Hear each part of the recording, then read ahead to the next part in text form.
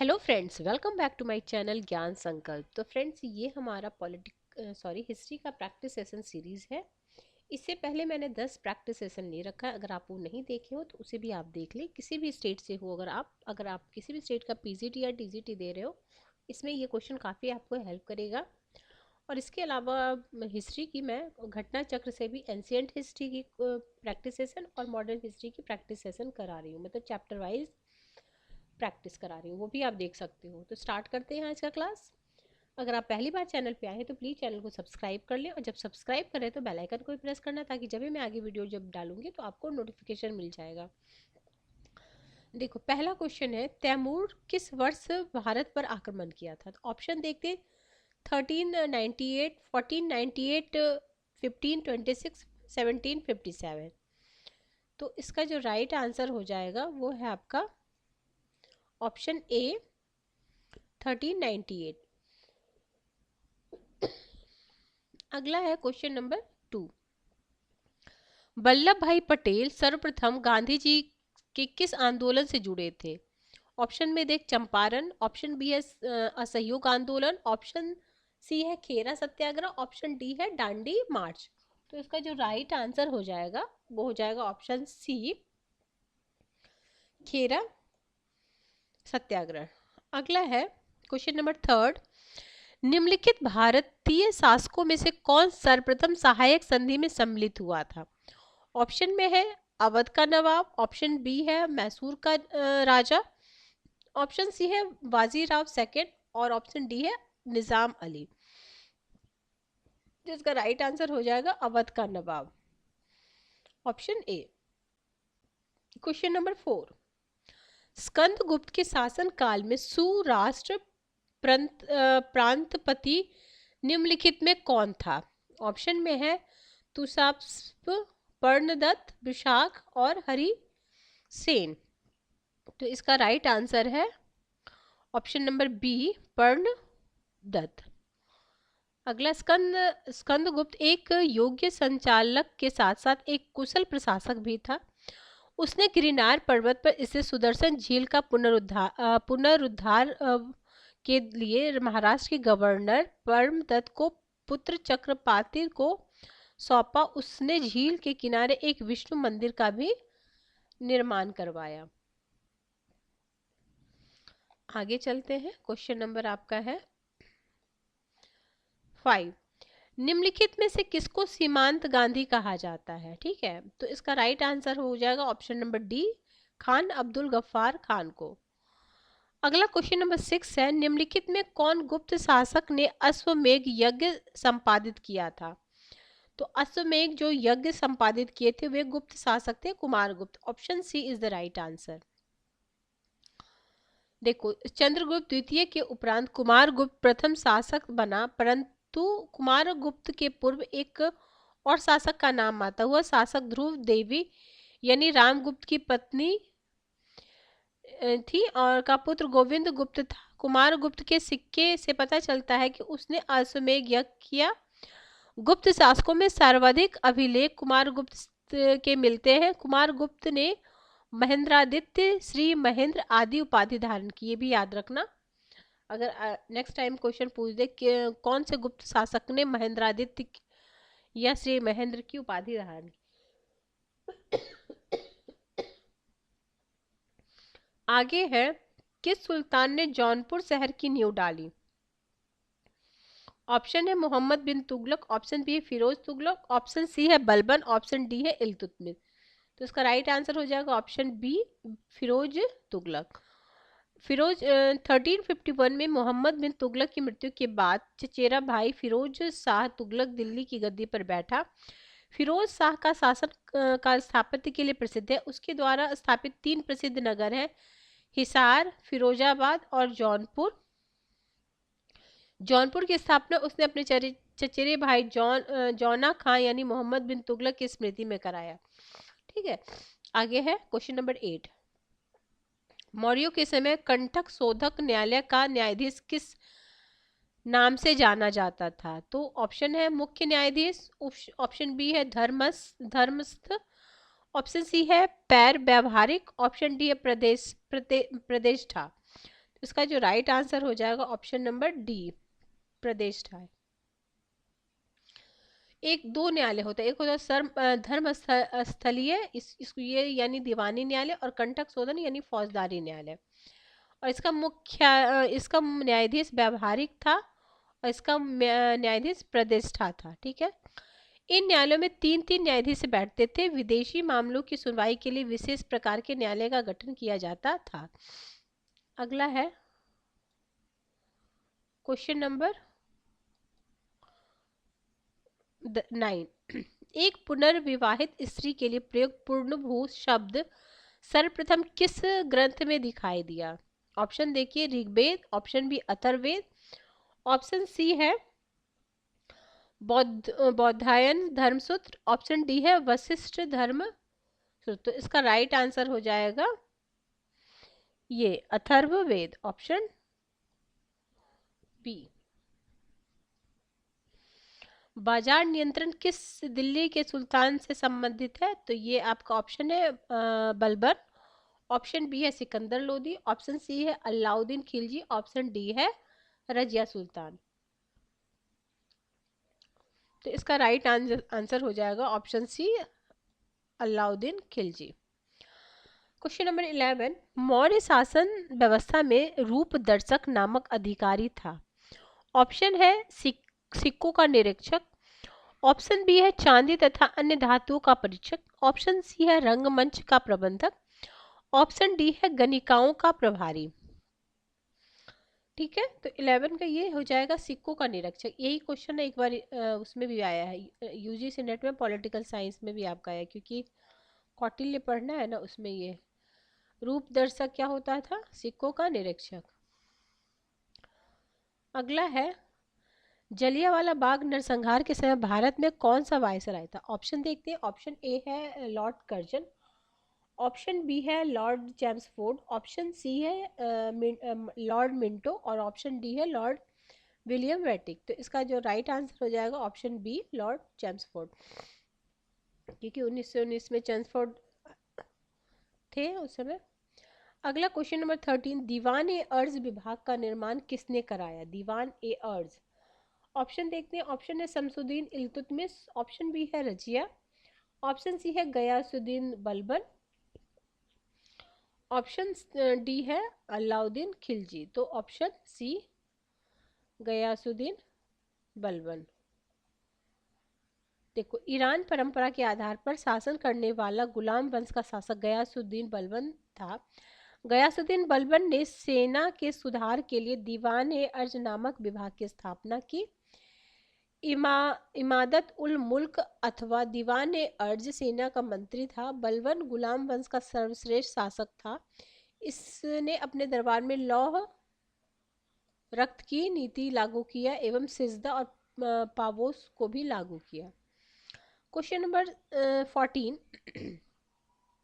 किसके शासन काल के अंतर्गत शेख अब्दुल हक मोहद्दीन देहलवी एक प्रमुख धार्मिक विद्वान था? ऑप्शन देखते हैं, ऑप्शन है हुमायूं, ऑप्शन बी है बाबर, ऑप्शन सी है जहांगीर, ऑप्शन डी है औरंगजेब। इसका तो राइट आंसर हो जाएगा ऑप्शन नंबर सी, जहांगीर।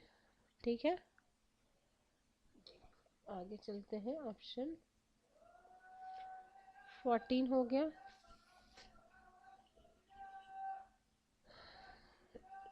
अगला है, अकबर के समय मालवा विजय के लिए कौन उत्तरदायी था? अकबर के समय मालवा विजय के लिए कौन उत्तरदायी था? ऑप्शन देखते हैं, पीर मोहम्मद, ऑप्शन बी है Abdul Khan Uzbek, option C Adam Khan, option D है बैरम खां।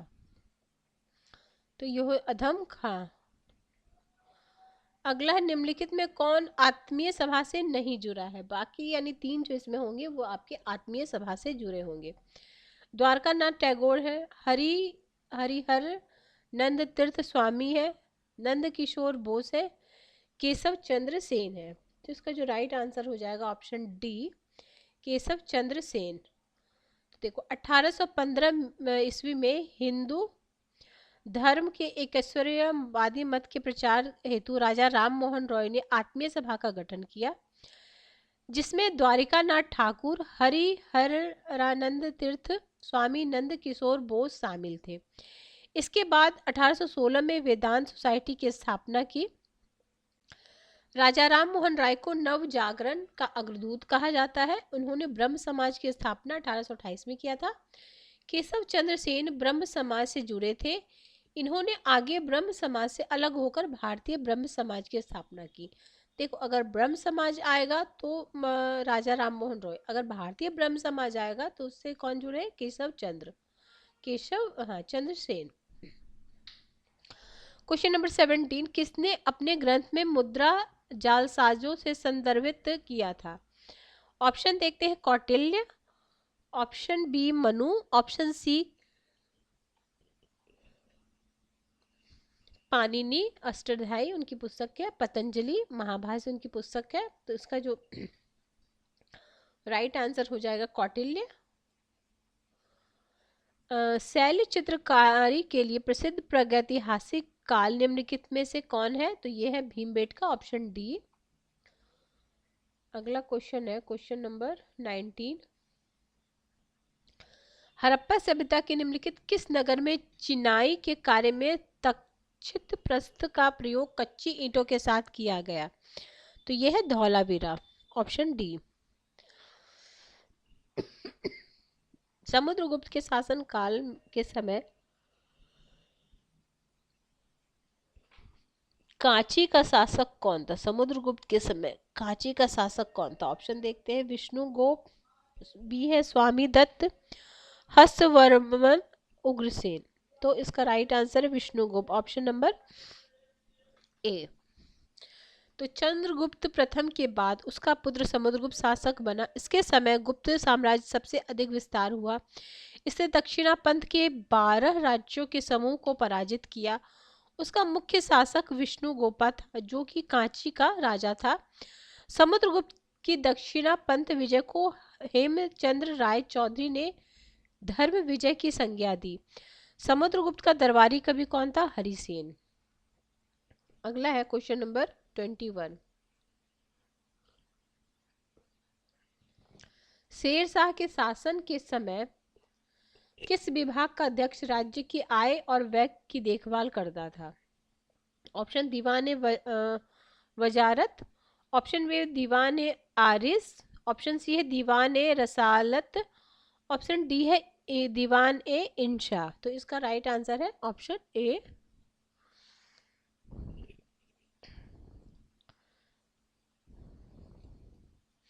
दीवान वजारत।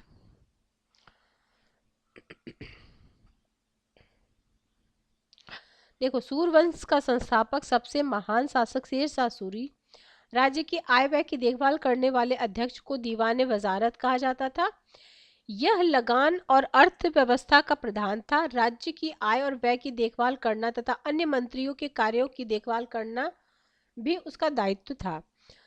अगला क्वेश्चन है 22, किसने वर्नाकुलर प्रेस एक्ट को समाप्त किया? समाप्त पूछा जा रहा है। ऑप्शन है लिटन, ऑप्शन बी है रिपन, ऑप्शन डी है कर्जन, ऑप्शन सी है कर्जन, ऑप्शन डी है लॉर्ड वेलेस्ली। तो इसका राइट आंसर हो जाएगा ऑप्शन बी, लॉर्ड रिपन।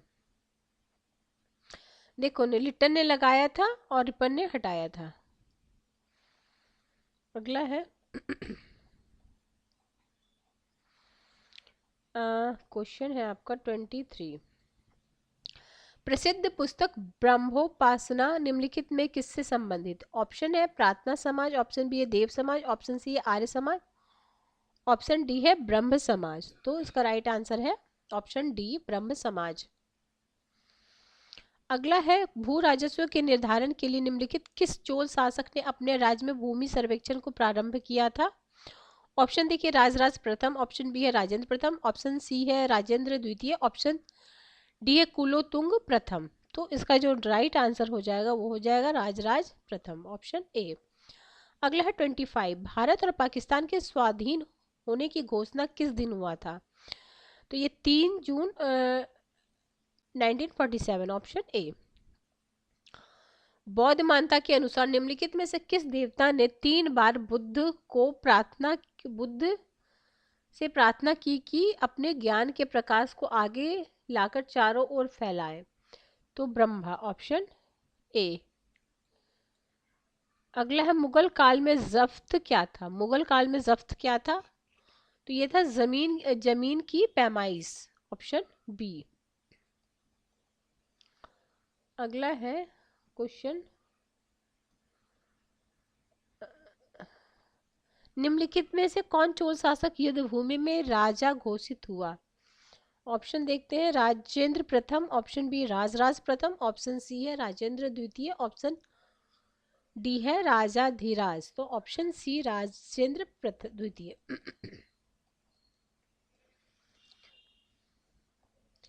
देखो, राजेंद्र द्वितीय राजाधिराज का अनुज था और कोप्पम के युद्ध क्षेत्र में राजाधिराज की हत्या के बावजूद इसी क्षेत्र में उसने कल्याणी के चालुक्य को पराजित करके युद्ध क्षेत्र में ही अपना राज्याभिषेक कराया। 1062 में चोल सेनाओं द्वारा कुंडल संगमम के युद्ध में चालुक्यों को पराजित किया।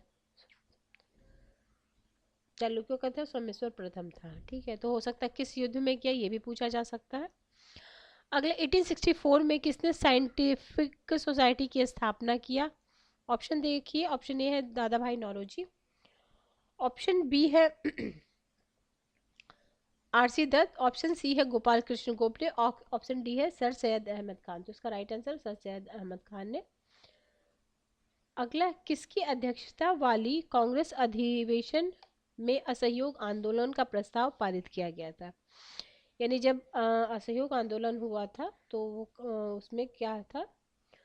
देखिए, ऑप्शन में है सीतारमैया, जवाहरलाल नेहरू, बी सी है मोतीलाल नेहरू और डी है लाला लाजपत राय। तो इसका राइट आंसर ऑप्शन डी 1920 में। सम्राट अशोक की निम्नलिखित रानियों में से किसका नाम उसके अभिलेख में उल्लेखित है? ऑप्शन है कारुविकी, ऑप्शन सी है तिष्यर्चिता, ऑप्शन सी है महादेवी, ऑप्शन डी है कुमार देवी। तो option A is the right answer, कारुविकी।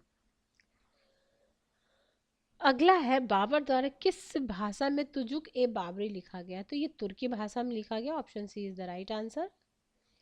आगे है 62 हो गया, 63 वीर निर्वाण युग किससे संबंधित है? तो वीर निर्वाण आपका जैन धर्म से संबंधित, ऑप्शन ए। जलियांवाला बाग नरसंहार के विरोध स्वरूप निम्नलिखित में से किसने नाइटहुड का परित्याग किया था? तो रविन्द्रनाथ टैगोर ने नाइटहुड की त्याग किया था। अगला, Indian society of oriental art की स्थापना किसने की है? ठीक है, तो ये किए हैं Abanindranath Tagore, option B. Indian society of oriental art की स्थापना अवनींद्रनाथ टैगोर ने की थी। बंगाल के निवासी थे, उन्होंने समाज सुधार के लिए अनेक कार्य किए। अगला, कैबिनेट मिशन किस वर्ष भारत आया? तो ये है मार्च 1946, ऑप्शन ए। अगला, भारत में निम्नलिखित किस नवपाषाणिक स्थल को सर्वप्रथम सूचित किया गया? ऑप्शन देखते हैं, कोल्डिवा, option B Chirand, option C है गुफकराल, ऑप्शन डी है लिंग सुंगूर। तो इसका राइट आंसर है ऑप्शन डी लिंग सुरूर। तो देखो, लिंग सुगूर भारत के कर्नाटक राज्य के रायचूर जिले में स्थित एक नगर है। भारत के नवपाषाणकालीन स्थलों में लिंग सुरूर को ही सर्वप्रथम सूचित किया गया है। नवपाषाणिक स्थलों में सर्वाधिक महत्वपूर्ण स्थल कश्मीर स्थित बुर्जहोम था। यहाँ से कब्र में पालतू कुत्तों को मालिकों के साथ अपनाने का साक्ष्य मिलता है। गुफकराल के अनेक गर्त आवास का साक्ष्य मिला है। नवपाषाणिक स्थल कोल्डिवा से वन एवं कृषि जन्य दोनों प्रकार के चावल का साक्ष्य मिला है। अगला है क्वेश्चन नंबर 38, कादिर सिलसिला के सूफी संत लाहौर के मियाँ सुर किसके राज्यकाल से संबंधित है? ऑप्शन देखते हैं, हुमायूं, ऑप्शन बी है बाबर, ऑप्शन सी है जहांगीर, ऑप्शन डी है जहांदरा। ठीक है, तो इसका राइट आंसर हो जाएगा ऑप्शन सी जहांगीर। अगला है, निम्नलिखित में से कौन सा वेद अंशतः गद्य में लिखा गया है? तो ये लिखा गया यजुर्वेद।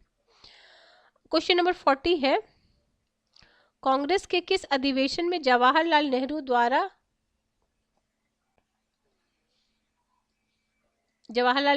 पूर्ण स्वराज्य की मांग की गई थी? तो लाहौर अधिवेशन। अगला, अशोक के निम्नलिखित उत्तराधिकारियों में किसने देवानाम प्रिय उपाधि का प्रयोग किया है? तो दशरथ, ऑप्शन ए। एक मिनट, 41 हो गया। 42, पाटलिपुत्र का निम्नलिखित में कौन सा संस्थापक है? तो ये है ऑप्शन सी। अगला है क्वेश्चन 43, हुनों पर आक्रमण का जो वर्णन है वो हमारे किस अभिलेख में मिला है? तो वो मिला है भीतरी अभिलेख, ऑप्शन ए। अगला क्वेश्चन नंबर 44, 23वें तीर्थंकर पार्श्वनाथ निम्नलिखित में से किस स्थान के रहने वाले थे? तो ये थे option C Banaras, option C Banaras. अगला 45, भारत छोड़ो प्रस्ताव किस दिन पारित हुआ था? तो ये पारित हुआ था 8 अगस्त 1942। 46 है, जैन परंपरा के अनुसार 22वें तीर्थंकर नेमिनाथ संबंधित है। तो ये ऑप्शन बी कृष्ण से, ऑप्शन। 47, अब 3 क्वेश्चन बचा है, हम आज 50 क्वेश्चन करेंगे, बाकी रेस्ट क्वेश्चन इसमें आपको पीजीटी लेवल का जो यूपी है 125 क्वेश्चन है, तो नेक्स्ट क्लास में मैं बाकी का करा दूंगी। ये पीजीटी में भी उतना ही आपको हेल्प करेगा और टीजीटी के लिए भी, क्योंकि टीजीटी और पीजीटी का लेवल में बहुत ज़्यादा अंतर है। जो सिलेबस जो ज़्यादा वो हो सकता है इंक्लूड हो, बाकी आपको क्वेश्चन का लेवल यही मिलेगा। अगला, मोहम्मद बिन तुगलक द्वारा सांकेतिक मुद्रा में किस धातु का प्रयोग किया गया था? तो ये तांबा, ऑप्शन सी। अगला है क्वेश्चन नंबर 48, निम्नलिखित किस ग्रंथ में कहा गया है कि जब कोई व्यक्ति संघ में प्रवेश पाता है वह वर्ण विहीन हो जाता है? तो ये है अंगुत्तर निकाय। निम्नलिखित करों में से कौन सा कर दिल्ली के सुल्तानों ने लगाया? तो ये सभी लगाया था, खम्स, जकात और खराज। आज के क्लास का लास्ट क्वेश्चन है क्वेश्चन 50, ताम्र पाषाण काल में वृत्ताकार गर्त गृहों की प्राप्ति निम्नलिखित में से किस स्थल से हुआ है? तो इसका राइट आंसर है इनाम गांव, ऑप्शन नंबर डी। ठीक है फ्रेंड्स, आज हम 50 question most important most expected किए हैं। आगामी आप कोई भी किसी भी स्टेट से पीजीटी टीजीटी दे रहे हो उसमें काफ़ी आपको हेल्प करने वाला है। तो फ्रेंड्स, किसी वजह से ये चैनल हेल्प कर रहा है तो ज़रूर चैनल को सब्सक्राइब कर लें और अपने ये वीडियो को अपने फ्रेंड फैमिली में शेयर भी करें। मेरे चैनल पे आपको पॉलिटिकल साइंस और हिस्ट्री की क्लासेस ली जाती है, काफ़ी सारे प्रैक्टिस सेशन मैंने पॉलिटिकल साइंस की भी ले रखी है, प्लेलिस्ट बना हुआ है, आप उसे भी देख सकते हो। ठीक है फ्रेंड्स, मिलते हैं हम नेक्स्ट वीडियो में, टिल देन बाय बाय।